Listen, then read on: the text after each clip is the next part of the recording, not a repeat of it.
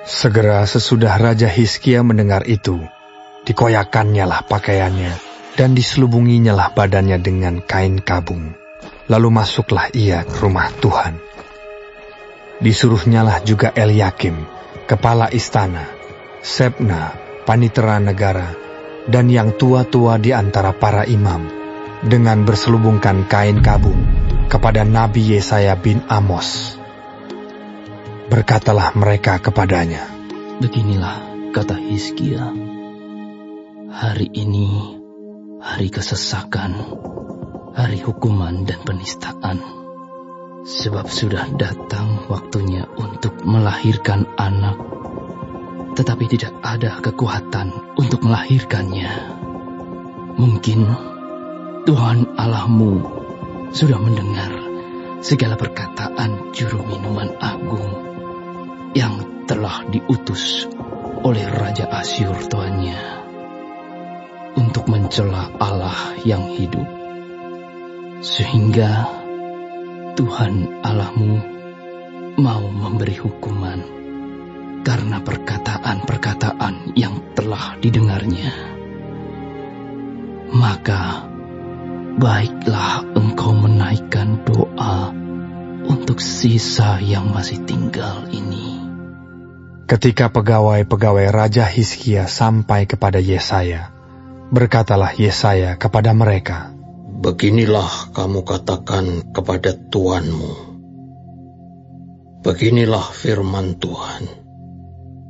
Janganlah engkau takut terhadap perkataan yang kau dengar, yang telah diucapkan oleh budak-budak Raja Asyur untuk menghujat aku. Sesungguhnya aku akan menyuruh suatu roh masuk di dalamnya, sehingga ia mendengar suatu kabar dan pulang ke negerinya. Aku akan membuat dia mati rebah oleh pedang di negerinya sendiri." Ketika juru minuman agung pulang, didapatinyalah Raja Asyur berperang melawan Libna, sebab sudah didengarnya bahwa raja telah berangkat dari Lakis. Dalam pada itu, raja mendengar tentang Tirhaka, raja Etiopia, berita yang demikian, "Sesungguhnya ia telah keluar berperang melawan engkau." Maka disuruhnyalah kembali utusan-utusan kepada Hizkia dengan pesan, "Beginilah harus kamu katakan kepada Hizkia, Raja Yehuda. Janganlah Allahmu yang kau percaya itu memperdayakan engkau dengan menjanjikan Yerusalem tidak akan diserahkan ke tangan Raja Asyur.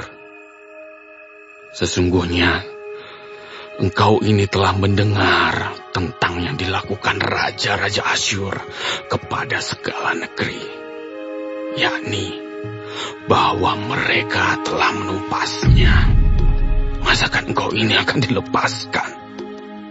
Sudahkah para Allah dari bangsa-bangsa yang telah dimusnahkan oleh nenek moyangku dapat melepaskan mereka, yakni Kusan, Haran, Rezef, dan Bani Eden yang ditelasar? Di manakah raja negeri Hamat dan Arpad, raja kota Sefarwaim, raja negeri Hena dan Iwa?" Hizkia menerima surat itu dari tangan para utusan, lalu membacanya. Kemudian pergilah ia ke rumah Tuhan dan membentangkan surat itu di hadapan Tuhan. Hizkia berdoa di hadapan Tuhan dengan berkata, "Ya Tuhan Allah Israel, yang bertata di atas kerubi, hanya Engkau sendirilah Allah segala kerajaan di bumi. Engkaulah yang menjadikan langit dan bumi. Senengkanlah telingamu ya Tuhan, dan dengarlah. Bukalah matamu ya Tuhan, dan lihatlah. Dengarlah perkataan Sanherib yang telah dikirimnya untuk mengaikan Allah yang hidup. Ya Tuhan, memang raja-raja Asyur telah memusnahkan bangsa-bangsa dan negeri-negeri mereka, dan menaruh para allah mereka ke dalam api. Sebab mereka bukanlah Allah. Mereka hanya buatan tangan manusia, kayu dan batu. Sebab itu dapat dibinasakan orang. Maka sekarang, ya Tuhan, Allah kami, selamatkanlah kiranya kami dari tangannya, supaya segala kerajaan di bumi mengetahui bahwa hanya Engkau sendirilah Allah, ya Tuhan. Lalu Yesaya bin Amos menyuruh orang kepada Hizkia mengatakan, Beginilah firman Tuhan, Allah Israel. Apa yang telah kau doakan kepadaku mengenai Sanherib, Raja Asyur, telah ku dengar. Inilah firman yang telah diucapkan Tuhan mengenai dia. Anak Dara, yaitu Putri Sion, telah menghina engkau, telah mengolok-olokkan engkau. Dan Putri Yerusalem telah geleng-geleng kepala di belakangmu. Siapakah yang engkau cela dan engkau hujat? Terhadap siapakah engkau menyaringkan suaramu dan memandang dengan sombong? Terhadap Yang Maha Kudus, Allah Israel. Dengan perantaraan utusan-utusanmu, engkau telah mencela Tuhan, dan engkau telah berkata, dengan banyaknya keretaku aku naik ke tempat-tempat tinggi di pegunungan, ke tempat yang paling jauh di gunung Libanon. Aku telah menebang pohon-pohon arasnya yang tinggi besar, pohon-pohon sanobarnya yang terpilih. Aku telah masuk ke tempat permalaman yang paling ujung, ke hutan pohon-pohonannya yang lebat. Aku ini telah menggali air dan telah minum air asing, dan aku telah mengeringkan dengan telapak kakiku segala sungai di Mesir. Bukankah telah kau dengar bahwa aku telah menentukannya dari jauh hari dan telah merancangnya pada zaman purbakala? Sekarang aku mewujudkannya, bahwa engkau membuat sunyi senyap kota-kota yang berkubu menjadi timbunan batu, sedang penduduknya yang tak berdaya menjadi terkejut dan malu. Mereka menjadi seperti tumbuh-tumbuhan di padang dan seperti rumput hijau, seperti rumput di atas sotoh, atau gandum yang layu sebelum ia masak. Aku tahu jika engkau bangun atau duduk, jika keluar atau masuk, atau jika engkau mengamuk terhadap aku. Oleh karena engkau telah mengamuk terhadap aku, dan kata-kata keangkuhanmu telah naik sampai ke telingaku, maka aku akan menaruh kelikirku pada hidungmu, dan kekangku pada bibirmu, dan aku akan memulangkan engkau melalui jalan dari mana engkau datang. Dan inilah yang akan menjadi tanda bagimu, hai Hizkia. Dalam tahun ini, orang makan apa yang tumbuh sendiri. Dan dalam tahun yang kedua, apa yang tumbuh dari tanaman yang pertama. Tetapi dalam tahun yang ketiga, menaburlah kamu, menuai, membuat kebun anggur dan memakan buahnya. Dan orang-orang yang terluput di antara kaum Yehuda, yaitu orang-orang yang masih tertinggal, akan berakar pula ke bawah dan menghasilkan buah ke atas. Sebab dari Yerusalem akan keluar orang-orang yang tertinggal, dan dari Gunung Sion orang-orang yang terluput. Kiat cemburu Tuhan semesta alam akan melakukan hal ini. Sebab itu beginilah firman Tuhan mengenai Raja Asyur. Ia tidak akan masuk ke kota ini dan tidak akan menembakkan panah ke sana. Juga ia tidak akan mendatanginya dengan perisai dan tidak akan menimbun tanah menjadi tembok untuk mengepungnya. Melalui jalan dari mana ia datang, ia akan pulang. Tetapi ke kota ini ia tidak akan masuk. Demikianlah firman Tuhan. Dan aku akan memagari kota ini untuk menyelamatkannya. Oleh karena aku dan oleh karena Daud hambaku. Maka pada malam itu keluarlah malaikat Tuhan, lalu dibunuhnyalah 185.000 orang di dalam perkemahan Asyur. Keesokan harinya pagi-pagi tampaklah semuanya bangkai orang-orang mati belaka. Sebab itu berangkatlah Sanherib Raja Asyur dan pulang, lalu tinggallah ia di Niniwe.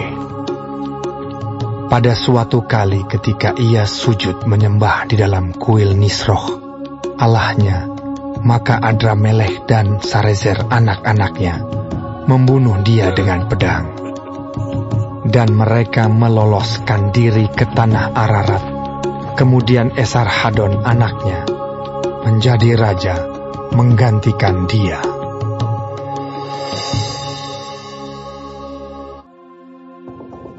Pada hari-hari itu, Hizkia jatuh sakit dan hampir mati. Lalu datanglah Nabi Yesaya bin Amos dan berkata kepadanya, Beginilah firman Tuhan. Sampaikanlah pesan terakhir kepada keluargamu, sebab engkau akan mati, tidak akan sembuh lagi. Lalu Hizkia memalingkan mukanya ke arah dinding, dan ia berdoa kepada Tuhan. Tuhan, ingatlah kiranya bahwa aku telah hidup di hadapan-Mu dengan setia dan dengan tulus hati,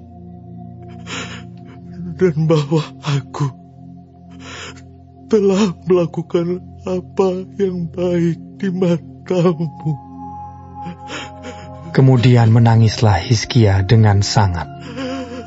Tetapi Yesaya belum lagi keluar dari pelataran tengah.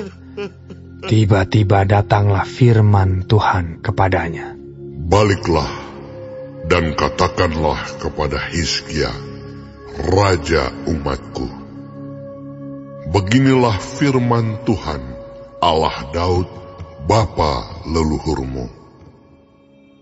Telah kudengar doamu, dan telah kulihat air matamu. Sesungguhnya aku akan menyembuhkan engkau. Pada hari yang ketiga, engkau akan pergi ke rumah Tuhan. Aku akan memperpanjang hidupmu 15 tahun lagi, dan aku akan melepaskan engkau dan kota ini dari tangan Raja Asyur. Aku akan memagari kota ini oleh karena aku dan oleh karena Daud hambaku. Kemudian berkatalah Yesaya, Ambillah sebuah kue ara, Lalu orang mengambilnya dan ditaruh pada barah itu, maka sembuhlah ia. Sebelum itu, Hizkia telah berkata kepada Yesaya, apakah yang akan menjadi tanda bahwa Tuhan akan menyembuhkan aku, dan bahwa aku akan pergi ke rumah Tuhan pada hari yang ketiga? Yesaya menjawab, inilah yang akan menjadi tanda bagimu dari Tuhan, bahwa Tuhan akan melakukan apa yang telah dijanjikannya. Akan majukah bayang-bayang itu 10 tapak, atau akan mundur 10 tapak? Hizkia berkata, itu perkara ringan bagi bayang-bayang itu untuk memanjang 10 tapak. Sebaliknya, biarlah bayang-bayang itu mundur ke belakang 10 tapak. Lalu berserulah Nabi Yesaya kepada Tuhan. Maka dibuatnyalah bayang-bayang itu mundur ke belakang 10 tapak. Yang sudah dijalani bayang-bayang itu pada penunjuk matahari buatan Ahaz. Pada waktu itu, Merodak Baladan bin Baladan, Raja Babel, menyuruh orang membawa surat dan pemberian kepada Hizkia, sebab telah didengarnya bahwa Hizkia sakit tadinya. Hizkia bersukacita atas kedatangan mereka, lalu diperlihatkannyalah kepada mereka segenap gedung harta bendanya, emas dan perak, rempah-rempah dan minyak yang berharga, gedung persenjataannya, dan segala yang terdapat dalam perbendaharaannya. Tidak ada barang yang tidak diperlihatkan Hizkia kepada mereka di istananya dan di seluruh daerah kekuasaannya. Kemudian datanglah Nabi Yesaya kepada Raja Hizkia dan bertanya kepadanya, apakah yang telah dikatakan orang-orang ini? Dan dari manakah mereka datang?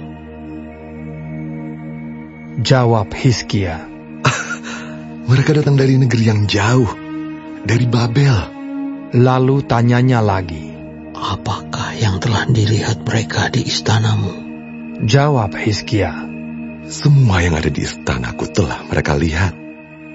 Tidak ada barang yang tidak kuperlihatkan kepada mereka di perbendaharaanku. Lalu Yesaya berkata kepada Hizkia, dengarkanlah firman Tuhan. Sesungguhnya suatu masa akan datang, bahwa segala yang ada dalam istanamu dan yang disimpan oleh nenek moyangmu sampai hari ini akan diangkut ke Babel. Tidak ada barang yang akan ditinggalkan. Demikianlah firman Tuhan.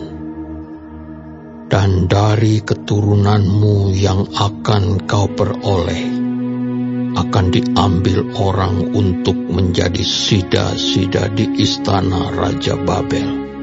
Hizkia menjawab kepada Yesaya, sungguh baik firman Tuhan yang kau ucapkan itu.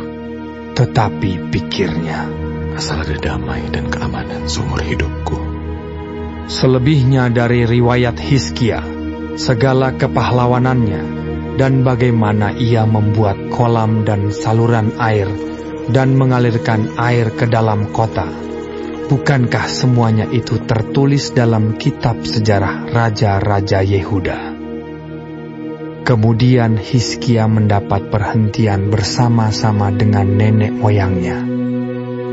Maka Manasye, anaknya, menjadi raja menggantikan dia. Manasye berumur 12 tahun pada waktu ia menjadi raja, dan 55 tahun lamanya ia memerintah di Yerusalem. Nama ibunya ialah Hefzibah. Ia melakukan apa yang jahat di mata Tuhan, sesuai dengan perbuatan keji bangsa-bangsa yang telah dihalau Tuhan dari depan orang Israel. Ia mendirikan kembali bukit-bukit pengorbanan yang telah dimusnahkan oleh Hizkia ayahnya. Ia membangun mesbah-mesbah untuk Baal, membuat patung Asyera seperti yang dilakukan Ahab, Raja Israel, dan sujud menyembah kepada segenap tentara langit dan beribadah kepadanya. Ia mendirikan mesbah-mesbah di rumah Tuhan, walaupun sehubungan dengan rumah itu, Tuhan telah berfirman, Di Yerusalem, aku akan menaruh namaku. Dan ia mendirikan juga mesbah-mesbah bagi segenap tentara langit di kedua pelataran rumah Tuhan. Bahkan, ia mempersembahkan anaknya sebagai korban dalam api, melakukan ramal dan telaah, dan menghubungi para pemanggil arwah dan para pemanggil roh peramal. Ia melakukan banyak yang jahat di mata Tuhan, sehingga ia menimbulkan sakit hatinya. Ia menaruh juga patung Asyera yang telah dibuatnya dalam rumah, walaupun sehubungan dengan rumah itu, Tuhan telah berfirman kepada Daud dan kepada Salomo anaknya, Dalam rumah ini dan di Yerusalem, yang telah kupilih dari antara segala suku Israel, aku akan menaruh namaku untuk selama-lamanya.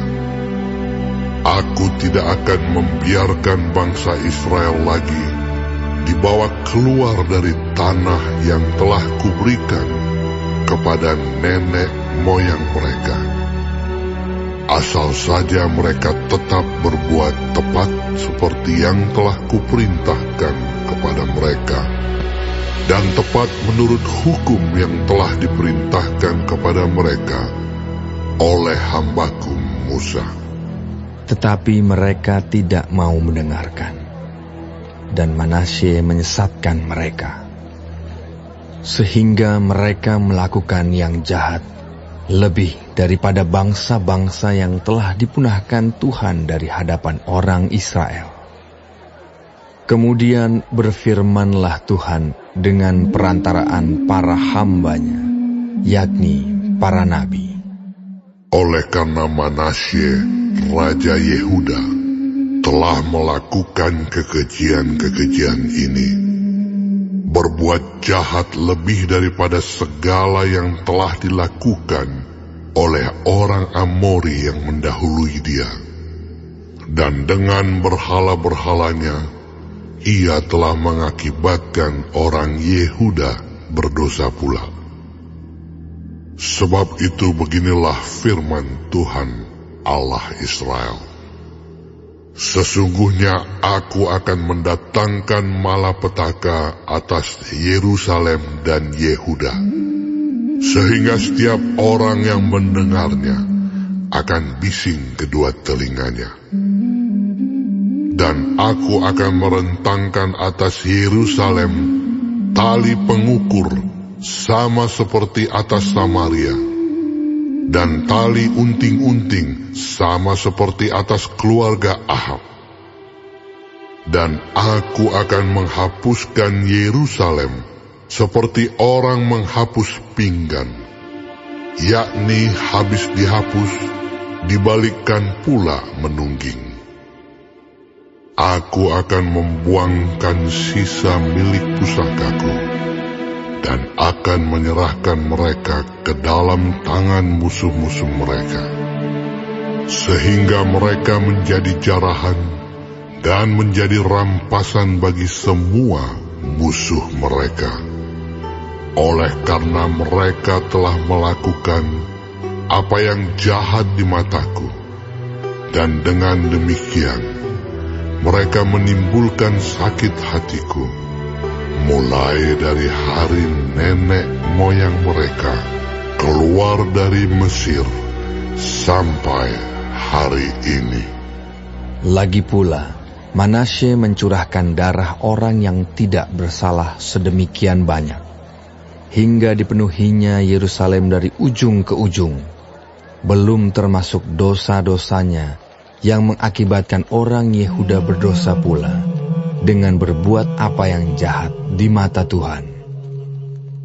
Selebihnya dari riwayat Manasye, segala yang dilakukannya dan dosa-dosa yang diperbuatnya, bukankah semuanya itu tertulis dalam kitab sejarah raja-raja Yehuda? Kemudian Manasye mendapat perhentian bersama-sama dengan nenek moyangnya, dan ia dikuburkan di taman istananya, di taman Uza. Maka Amon, anaknya, menjadi raja menggantikan dia. Amon berumur 22 tahun pada waktu ia menjadi raja, dan 2 tahun lamanya ia memerintah di Yerusalem. Nama ibunya ialah Mesulemet binti Harus dari Yotba.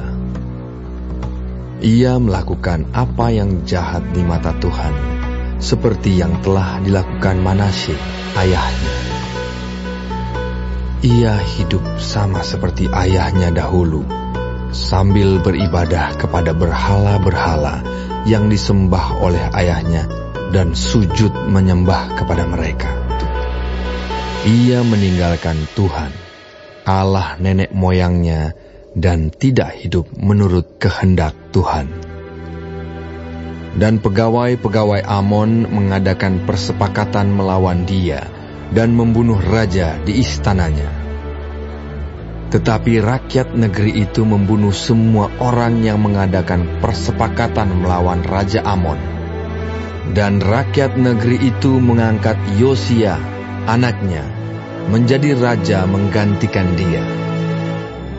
Selebihnya dari riwayat Amon, apa yang dilakukannya, bukankah semuanya itu tertulis dalam kitab sejarah raja-raja Yehuda? Kemudian ia dikuburkan dalam kuburnya di taman Uza. Maka Yosia anaknya menjadi raja menggantikan dia.